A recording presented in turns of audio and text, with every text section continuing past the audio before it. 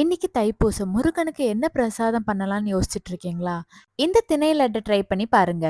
ஊற வைக்க மட்டும்தான் டைம் எடுக்கும். மத்தபடி 15 மினிட்ஸ்ல முடிஞ்சிரும்.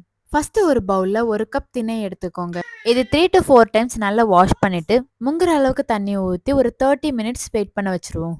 இப்போ இது ஒரு பிளேட்ல ட்ரான்ஸ்ஃபர் பண்ணி நான் 30 மினிட்ஸ் வெளில வச்சிருக்கேன். நீங்க இதே துணியிலையும் ஃபேன் கீழ 30 மினிட்ஸ் வைக்கலாம். நெக்ஸ்ட் ஒரு பேன்ல நம்ம காய வச்ச திணைய ஒரு 5 to 10 மினிட்ஸ் லோ ஃப்ளேம்ல வறுத்து எடுத்துக்கலாம். ரொம்ப வறுக்க தேவையில்ல. அதுல இருக்க ஈரப்பதம் மட்டும் போனா போதும். நான் இன்கிரீடியன்ஸோட டீடைல் கீழே டிஸ்கிரிப்ஷன்ல கொடுத்துருக்கேன். மறக்காம செக் பண்ணிக்கோங்க. நெக்ஸ்ட் இதை மிக்ஸி ஜார்ல ஃபைன் பவுடரா அரைச்சு எடுத்துப்போம். துருவன தேங்காய் ஆட் பண்ணிப்போம்.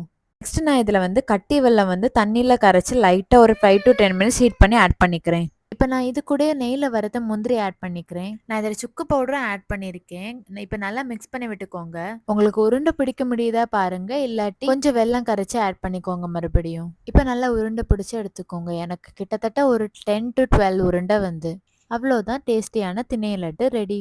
இந்த தைப்பூசத்துக்கு முருகனு பிடிச்ச இந்த திணை லட்டு ட்ரை பண்ணி பாருங்க. எப்படி வந்துன்னு மறக்காம கமெண்ட்ல சொல்லுங்க. அதே போல நீங்க என்னென்ன ரெசிபி பண்ணுவீங்கன்னு மறக்காம சொல்லுங்க.